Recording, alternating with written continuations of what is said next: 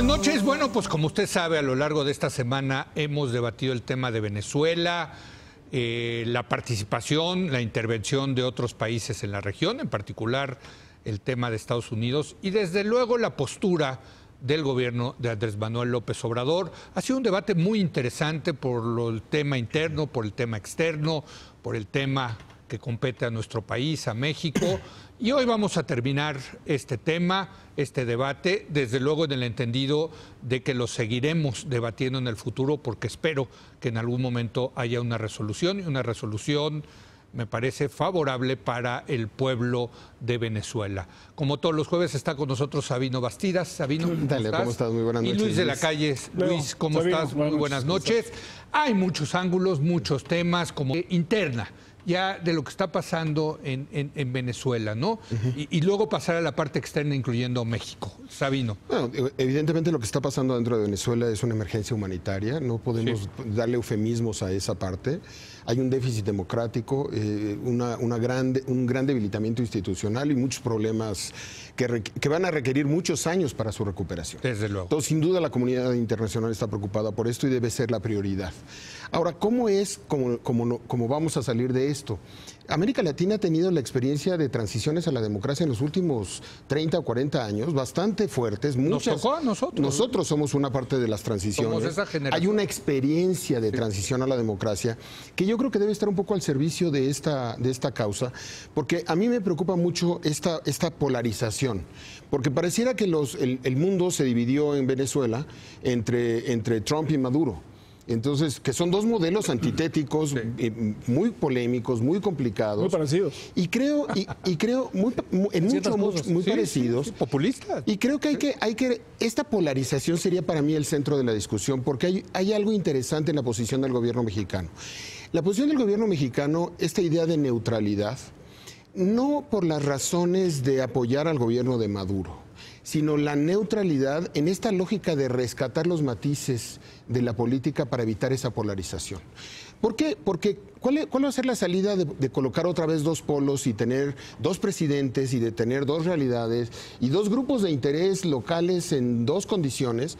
A mí lo que me preocupa es que de la emergencia humanitaria transitemos a la guerra civil.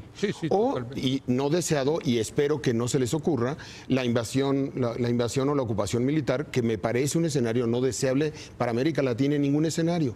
Y por eso me parece que es interesante por lo menos discutir la idea de neutralidad.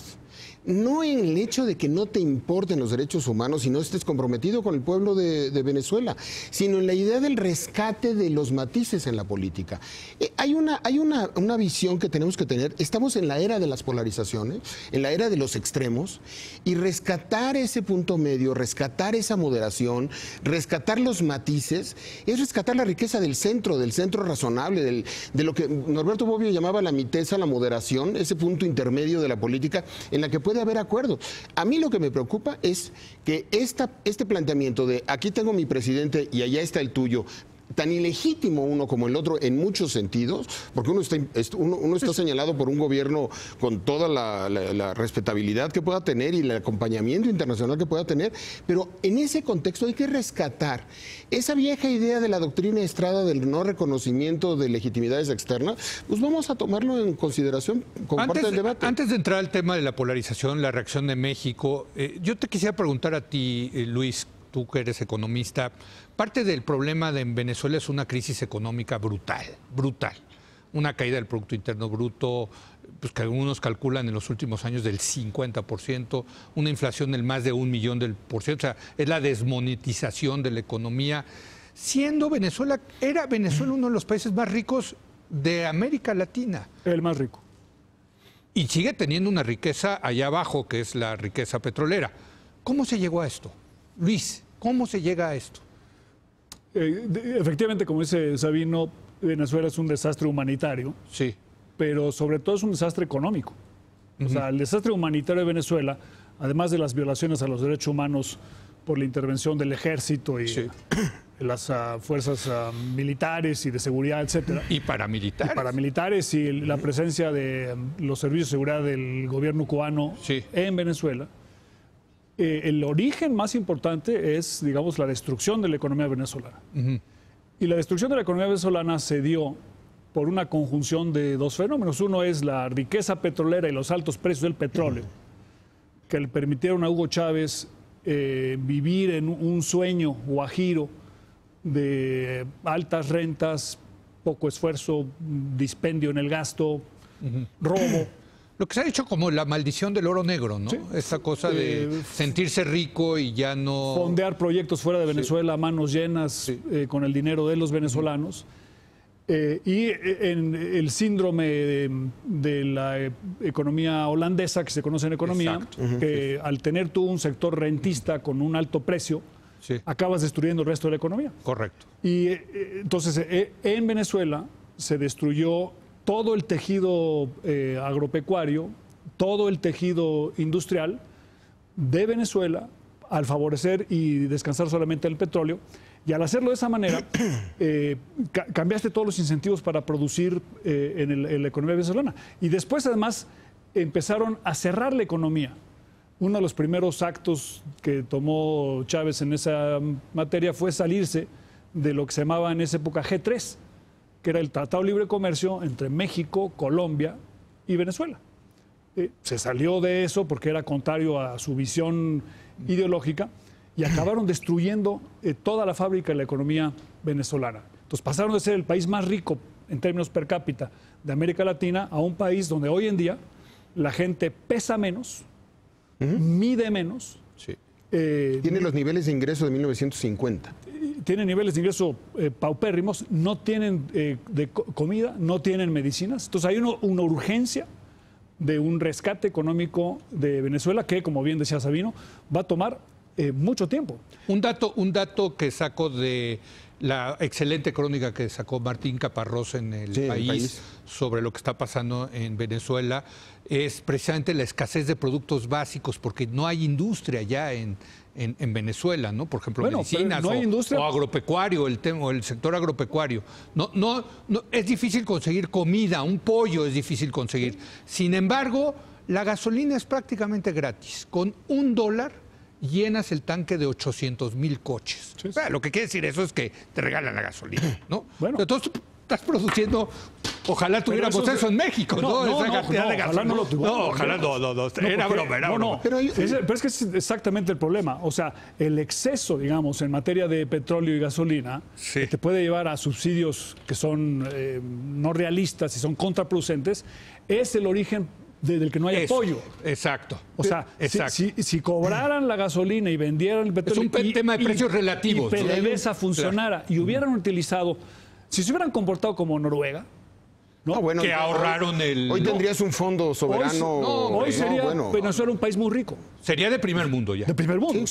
Estaría mejor que Chile, digamos, ¿no? Y el punto es que no lo está. Entonces ahí hay lecciones muy importantes para toda América Latina. Sin duda. Sí. O sea, el modelo de Hugo Chávez, que después siguió Nicolás Maduro, es un fracaso rotundo. Pero el diagnóstico está incompleto, porque yo creo que hay que agregarle varias cosas. Una, hay que agregar la profunda desigualdad que empezó a construirse en un país de una élite económica empresarial enorme, que empezó a vivir en un boato de jeques árabes, que en México no la hemos conocido. O sea, estamos hablando de una...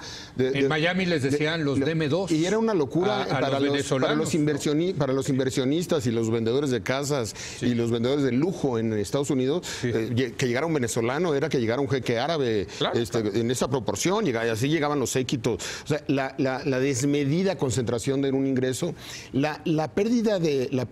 Eso es lo que lleva a Chávez al poder. Bueno, claro. O sea, esa reivindicación era un país rico, pero esa reivindicación social. Con muy mala distribución. Cuando liberan a Hugo Chávez, por eso es parte del mismo problema. Por eso hay que hacerse cargo del petróleo. Sí, por eso hay que hacerse cargo de las buenas noticias cuando a tiempo alcanzamos a entender que esas desigualdades sociales generan distorsiones de ese tipo. No es nada más un tema de mercado. Es un tema de lo social, es un tema de concentración del ingreso, es un tema de desigualdad. De corrupción. Otra cosa muy importante, la destrucción de la élite política de Venezuela. De los partidos los políticos. venezolanos que venían a México, líderes de partidos políticos en aquellos años, les hablabas de Hugo Chávez y les hablabas de la desigualdad y te decían, eso es un mito, eso no es verdad, no hay tal desigualdad, estamos muy bien. O sea, hubo una negación, hubo 4 o 5 años de un periodo cuando se da precisamente el indulto a Chávez. Segundo periodo de Carlos Andrés. Pero ese es un poco el punto. El descrédito de la clase política venezolana, de los partidos políticos, de la democracia en general. La democracia la gente dejó de creer una de las pocas democracias en América Latina. Sí. Eso bipartidista, todo eso lo que tenía, eso es lo que era un sistema moderno. El problema es que Hugo Chávez fue la peor solución a la resolución de ese problema, porque solamente lo que hizo es agravar las condiciones iniciales. Pero lo planteas como si alguien hubiera decretado que esa era la solución. Lo que pasa es que incubaron a Hugo Chávez. Sin duda. Incubaron un modelo. Al líder populista. Porque la crisis empezó en 1994, pero no en la 2018. Crisis está relacionado precisamente con los excesos del petróleo. Sí, pero hay que reconocer también que muchos actores que al principio del proceso se dieron cuenta de que esto venía, fueron omisos. Ver ahorita a Trump meterse y decir, ahora quiero a Guaidó, 25 años después. O sea, esto es como un salami que se fue rebanando poco a poco y iba avanzando el autoritarismo, iba avanzando el desmantelamiento, iba avanzando el abuso y parecía que no pasaba nada. Es un poco como la crisis de Bosnia, toda proporción guardada, en donde Europa pero es como de permanece 20 años así. O sea, tú puedes también explicar por qué llegó Trump al poder. Sí. Y si Estados Unidos hay un problema de desigualdad. Sí. Hay un problema por eso te digo que el diagnóstico estaba incompleto. Correcto. Pero de ahí a decir que la solución a los problemas de Estados Unidos es Donald Trump, no. Es un salto cuántico. Sí. Como decir que en Venezuela Hugo Chávez hizo una contribución positiva a Venezuela, desde mi punto de vista personal, es no es que lo compartas, lo explica, pero explica su llegada. Y no solamente su llegada, la popularidad, las bases con él, los grupos bolivarianos, ¿por qué todo eso prende? Porque tenía dinero, porque tenía petróleo, porque tiene... Es la maldición del petróleo. ¿Y por qué traslada la renta a la sociedad? Ese es el punto, la administración de la renta. Sí. Y eso fue lo que provocó la desigualdad y la corrupción en Venezuela. Entonces, la lección para los países que tienen materias primas, México tiene menos que el resto de América Latina, es muy importante. O sea, el manejo de esa renta, mal hecho, es profundamente corruptora.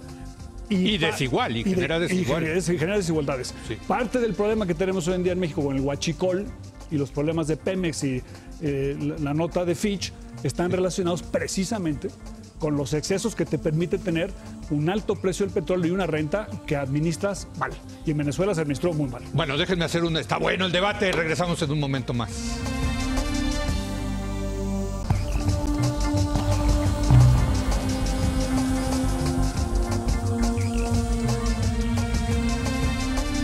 Bueno, seguimos debatiendo el tema de la crisis en Venezuela. Muy interesante este debate por no solamente lo que está pasando en Venezuela, las lecciones que nos deja Venezuela. Nos han dicho algunos que estamos debatiendo Venezuela, pero en el fondo estamos debatiendo México y que es una manera de atacar al gobierno de López Obrador. Bueno, yo creo que eso es estirar mucho la liga, ¿no, Sabino? Creo que sí vale la pena ver lo que pasó en Venezuela para tratar de evitarlo. Y una de las cosas que precisamente tú tocabas en el primer segmento era el tema de la polarización que se está dando en México, Claro. Como en todos lados del mundo, Creo que hay un fenómeno mundial. Estamos viviendo la era de la polarización en política. La política en el mundo se hace a partir de los extremos. Si tú analizas las votaciones en las democracias modernas, normalmente la campana está en el centro y en el centro, el que ganaba el centro ganaba la elección. Ya no. Hoy no. Hoy el radical está ganando la elección y entonces eso está cambiando la tendencia de muchas de las elecciones. Y tenemos que reflexionar cómo recuperamos ese centro democrático, cómo acercamos a esos polos y cómo evitamos los radicalismos. Fíjate que aquí vino Rafael Rojas, que es experto, ha seguido muy de cerca el tema de Venezuela, y lo que decía era, no se pueden sentar, es que estos dos no se pueden sentar juntos. No, pero no hay manera de sentarlos pero juntos. ni contigo ni sin ti. O sea, estoy de acuerdo contigo. Pero entonces, ¿cómo destrabas eso? ¿Cuáles son los 3 escenarios de Venezuela? Sí. El primer escenario es una guerra civil. Primero, el status quo. No creo porque la oposición no tiene armas. No importa, pero puedes llegar a niveles... No tiene armas, pero la aparición de armas en América Latina, claro, por generación espontánea, tiene muchas historias en Centroamérica. Eso es cierto. Y con Elliot Abrams... No hablemos... Con Elliot Abrams a cargo de eso. Exactamente. Si es el representante y tiene su antecedente. Eso es cuestión de tiempo. Y no tienes frontera. Punto a tu favor. Entonces, Punto a tu favor. Venga. El riesgo de una guerra civil está en la mesa. Segundo, el riesgo de una invasión que puede tener un alto costo. Me cuesta mucho trabajo pensar que Trump vaya... Y el riesgo de esto, bueno, pero bueno. Ver a Bolton con su blog amarillo diciendo 5,000 efectivos van para allá como si fuera un error de... Sí. No, qué error. Por eso, es como para correr a un jefe de inteligencia que se le filtra una paginita, ¿no? Digo, el mensaje es muy claro, el mensaje es soy capaz de todo y todas las opciones están en la mesa, está en el discurso de Trump y está en el discurso del equipo de Trump. O sea, ese riesgo existe. Y además con la posguerra fría, esta nueva guerra fría o lo que le llamemos a este guerra modelo, tibia. El riesgo está en cualquier momento. Y el tercer escenario es que se fosilice para mal este modelo de precariedad, de emergencia humanitaria, que sigan las migraciones de venezolanos hacia Colombia, hacia lo que hacia dijo Brasil. Aguilar Camín este lunes, que me parece un muy buen concepto, la cubanización de Venezuela. ¿No? O sea, el deterioro económico, la migración, con una control diferencia político férreo de los militares. Si me permites, con una diferencia muy importante. La dimensión de Venezuela frente a la dimensión de Cuba, y que Cuba no deja de ser una isla, y que Venezuela es parte del continente de manera directa, y que esos flujos migratorios y esa sobre emergencia Colombia, humanitaria va a afectar a toda la región. Y a Brasil. El riesgo más grande es que se quede Maduro. Es el riesgo más grande. Sí. O sea, en términos de probabilidades, es mucho más alto que la invasión o la guerra civil, que no los deseamos ninguno de los dos, ¿no? La pregunta es si se puede tener una transición democrática. Así es. Y se puede dar una apuesta a favor de la democracia. Yo creo que, como decía el presidente de España ayer, no debemos estar en el negocio de escoger gobiernos. Claro, ese es el problema. Tan ilegítimo uno como el otro. Bueno, en el debate eso de las no sabemos quién es más ilegítimos. ilegítimo. A ver, O sea, no está claro. A mí no me parece que tengas no está un claro sustento legítimo. Pero desde mi punto de vista no nos compete decir cuál es el legítimo. Ese es el punto. Sí. Pero entonces lo que se requiere en Venezuela es una elección. Y Nicolás Maduro no Una elección de verdad. Una elección de verdad. Y Nicolás, porque lo que hemos visto en los últimos 2 años es un teatro de la democracia y una manipulación completa de la democracia por parte del gobierno de Nicolás Maduro. Correcto. Nicolás Maduro no va a aceptar una elección a menos de que tenga mucha presión interna y externa. Y al final van a Y eso es a lo que le está jugando la oposición, Luis. Sí, pero al final vas a necesitar países mediadores, neutrales y de centro para poder mediar. La experiencia latinoamericana de las transiciones le da un gran lugar a los países neutrales. Pero la mediación por sí sola no funciona. O sea, necesitas presión. La voluntad, claro. No, necesitas presión. Sí. O sea, ¿te refieres a una presión como la de Cuba de estos últimos 50 años? No, yo no me refiero al bloqueo económico. Por eso, ¿de qué tamaño quieres la presión para los venezolanos? Yo creo que debe ser sobre todo presión interna en Venezuela.